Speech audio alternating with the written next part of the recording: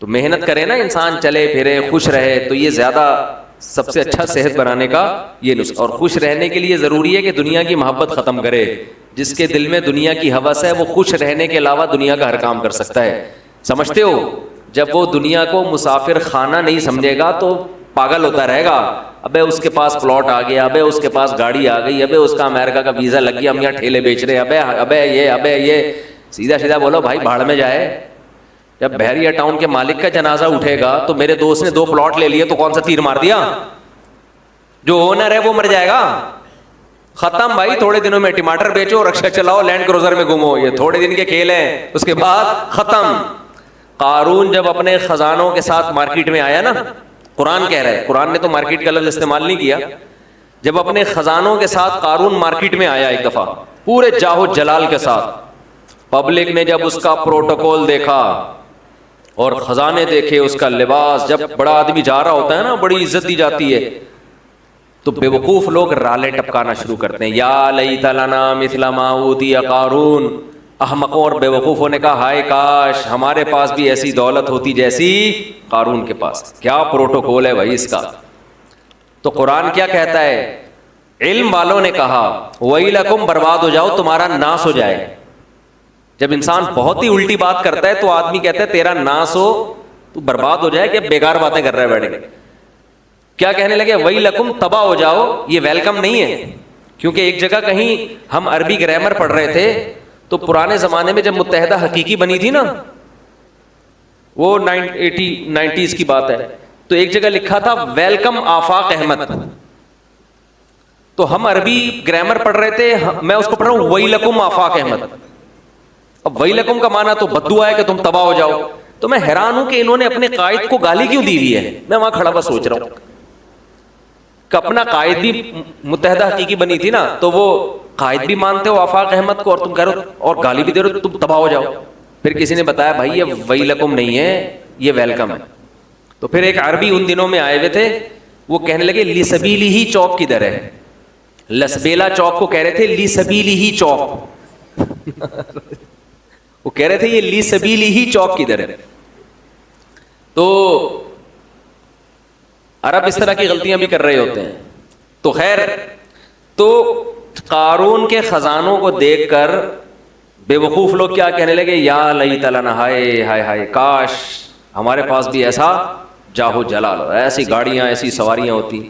تو اللہ فرماتے ہیں جو علم والے لوگ تھے انہوں نے کیا کہا, ویلکم, تمہارا ناس ہو, برباد ہو جاؤ تم. کیسی باتیں کر رہے ہو بے وقوفوں والی. ثواب اللہ خیرون, اللہ جو نیک عمل پہ بدلہ دے گا وہ اس سے کئی گنا بہتر ہے.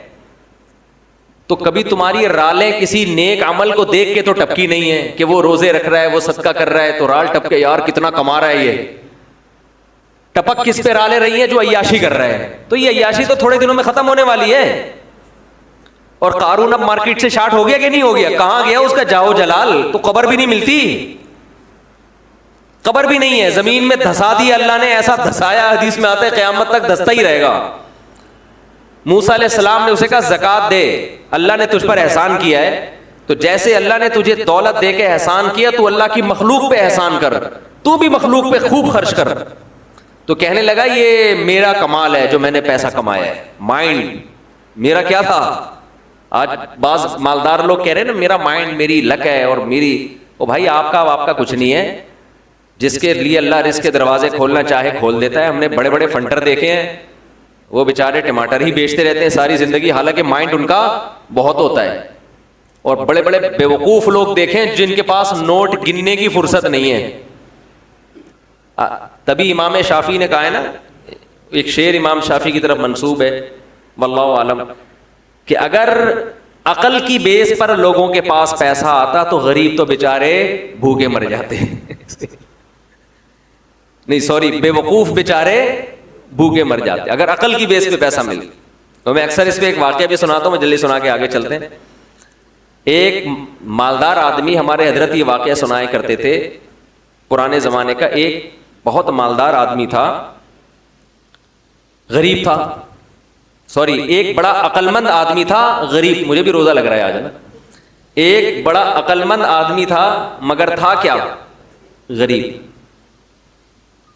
اکثر ایسا ہی ہوتا ہے عقل مندوں کے پاس پیسہ نہیں ہوتا. لیکن یہ قاعدہ کلیہ نہیں ہے. مالدار بولیں گے مفتی صاحب ہمیں بیوقوف کہہ رہے ہیں. تو اس نے دیکھا کہ ایک آدمی بڑا مالدار تجارت کا سامان لے کے جا رہا ہے, بیوقوف اتنا ہے کہ اونٹ کے ایک طرف چاول کی یا جو بھی امپورٹ کر رہا ہوگا جو بھی چیز, اس کی بوریاں لادی ہوئی ہیں, اور بیلنس برابر کرنے کے لیے اونٹ کے دوسرے طرف ریت کے بورے رکھے ہوئے ہیں تاکہ بیلنس کیا ہو جائے. 10 بوریاں چاول کی یہاں ہیں تو وزن برابر کرنے کے لیے 10 بوریاں ریت کی ادھر. اس امیر آدمی نے لفٹ مانگی اس غریب سے, وہی نا روزہ لگ رہا ہے. اس عقل مند آدمی نے لفٹ مانگی اس بے وقوف سے, کیونکہ یہ عقل مند غریب تھا. تو اس بے وقوف نے اس کو لفٹ دے دی کہ چل تو میرے ساتھ اونٹ پہ بیٹھ جا. اب اس عقل مند نے اس بے وقوف مالدار سے پوچھا کہ یہ ان بوریوں میں کیا ہے جو رائٹ سائڈ پہ. اس نے کہا بھائی چاول ہے یا آٹا ہے یا جو بھی تھا. کہا یہ لیفٹ پہ کیا ہے؟ اس نے کہا یہ ریت ہے. تو کہا تو ریت کا بزنس کرتا ہے؟ کہہ رہے نہیں یہ بیلنس برابر کرنے کے لیے. اس عقل مند نے اس سے کہا کہ بے وقوف آدمی 10 بوریاں اگر یہاں ہیں تو 5 بوریاں ادھر کر دے, اس سے بیلنس کیا ہو جائے گا. اونٹ پہ تو نے بلا وجہ کا ڈبل لوڈ ڈالا ہوا ہے اور یہ 10 بوریاں بھرنے میں کتنا ٹائم لگا ہوگا. تو بے وقوف آدمی تو یہ کر لینا کہ 5 یہاں کر دے اور 5 وہاں کر دے. اس نے کہا یار یہ تو بڑی لاجک کی بات کی ہے. اس نے نیچے اترا, اپنے مزدور کو جو بھی ہوگا اس کے ساتھ اس کو بولا بھائی بوریاں ہٹا, 5 چاول کی بوریاں یہاں کر دے اور 5 یہاں. اونٹ کی سپیڈ بھی تیز ہو گئی اور اونٹ کو بھی سکون کا سانس آیا, بڑا خوش. اب اس غریب آدمی سے اس بے وقوف نے انٹرویو لینا شروع کیا کہ تو کرتا کیا ہے. اس کا خیال تھا کہ یہ تو ارب پتی ہوگا جو اتنا عقل مند ہے, جس نے مجھے اتنے اچھے مشورے دیے, یہ خود کیا ہوگا. یعنی یہ میرے جیسے بے وقوف کے پاس اتنا پیسہ ہے تو اس عقل مند کے پاس تو اس کی تو ملیں چلتی ہوں گی نا. تو اس سے پوچھا تو کرتا کیا ہے. اس نے کہا یار میں تو غریب آدمی ہوں, جس کام میں ہاتھ ڈالوں برباد. میرے پاس تو سواری بھی نہیں ہے, تبھی تو میں نے تجھ سے لفٹ مانگی ہے. اس نے کہا اتر نیچے. نیچے اتر, اونٹ کو واپس گھمایا, 5 بوریاں دوبارہ ادھر کی اور ریت کی بوریاں دوبارہ بیلنس برابر کرنے کے لیے ادھر ڈال. بولا تیری عقل کی وجہ سے تیرے پاس جب 1 کوڑی روپیہ نہیں ہے تو میں بے وقوف تجھ عقل مند سے 1000 گنا بہتر. میں تیرے مشوروں پر عمل کروں گا نا, میں بھی تیرے جیسا بن جاؤں گا. مجھے اپنے اسٹائل سے چلنے دے جیسا چل رہا ہوں. سمجھ رہے کہ نہیں سمجھ؟ میں جیسے اپنے اسٹائل سے چل رہا ہوں مجھے چلنے دے. اگر تیرے مشورے پر عمل کیا نا تو میں بھی تیرے جیسا غریب ہو جاؤں گا. لو کان بالحیل الغنا لوجدتنی بنجوم اقطار السماء تعلقی. امام شافعی کا غالباً شعر ہے کہ اگر تم دیکھتے محنت سے پیسہ ملتا تو میں پیسے کی تلاش میں آسمان کے ستاروں تک پہنچ جاتا. ہم نے دیکھا ہے بعض لوگوں کا ایک شوق ہوتا ہے, شوقیہ کچھ چیزیں پالتے ہیں رکھتے ہیں, وہ شوق ان کا بزنس بن کے ان کو کروڑ پتی بنا دیتا ہے, حالانکہ انہوں نے سوچا بھی نہیں ہوتا کہ اس شوق سے ہمیں کیا ملے گا, پیسہ. اگر وہ پلاننگ کر کے کرتے تو کچھ بھی نہیں آتا ہاتھ میں. اس کا مطلب یہ نہیں کہ آپ محنت نہ کریں.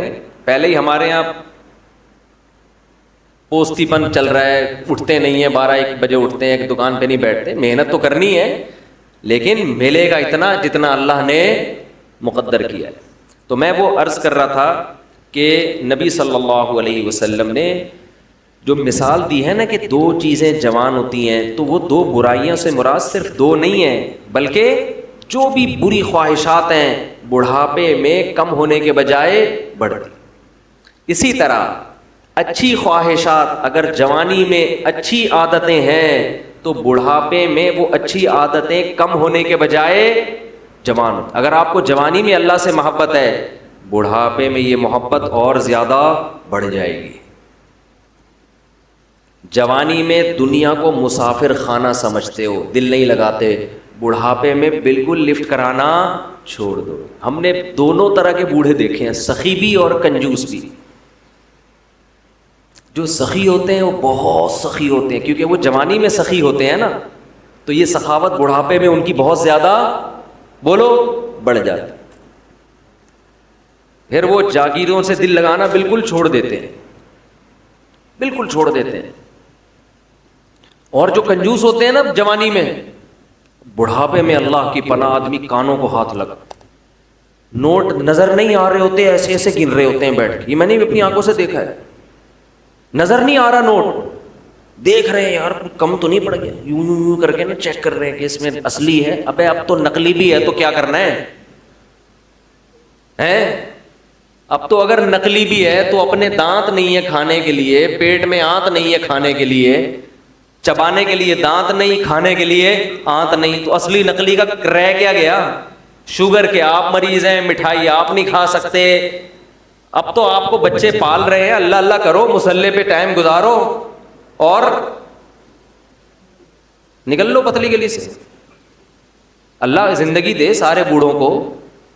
لیکن اب تو یہ سوچ ہونی چاہیے نا، نہیں جناب ایسے ایسے گر رہے ہوتے، اتنے لالچ، اتنی ہوس، اور ایسا پراپرٹی میں دل لگائیں گے، ادھر پلاٹ۔ ایک بوڑھے کا فون آیا میرے پاس، کی غیبت اس لیے نہیں، کسی کو کیا پتا کس کی بات کر رہا ہوں، میرا خیال ہے 85 سال تو ان کی عمر ہوگی، اور 10 قسم کی بیماریاں۔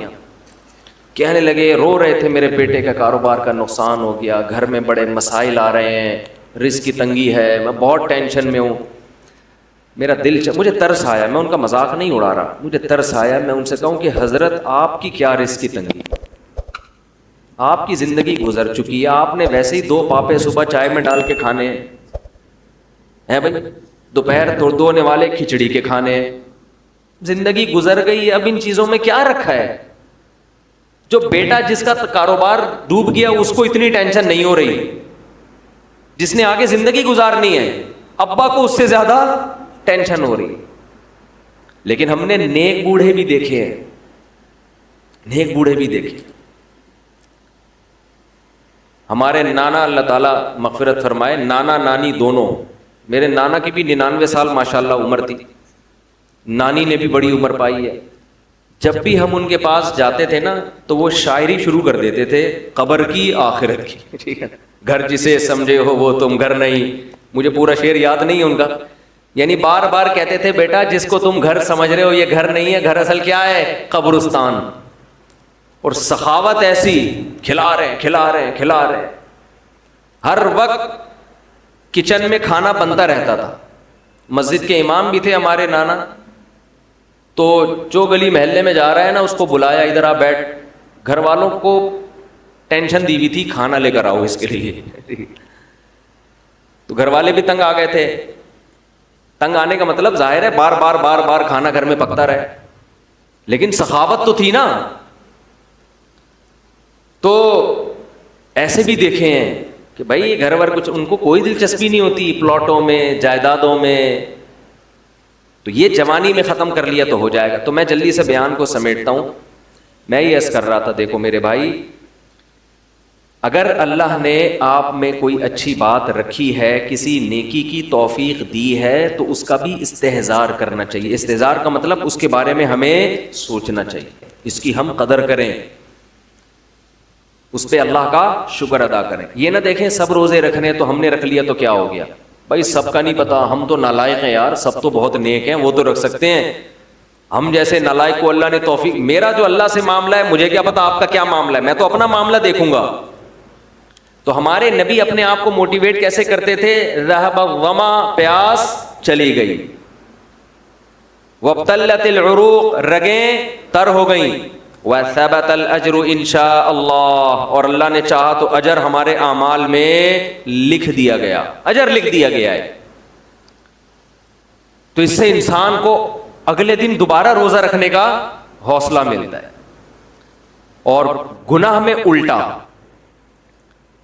تھوڑی دیر کی لذت، یہاں سے بات شروع ہوئی تھی کہ جوانی میں بھی یہ لذتیں اگر آپ نے کنٹرول نہیں کیا نا تو بڑھاپے میں یہ لذتیں بڑھیں گی مگر گناہ کرنے کی طاقت کیا ہو جائے گی؟ ختم. تو حسرت، افسوس، ٹینشن والی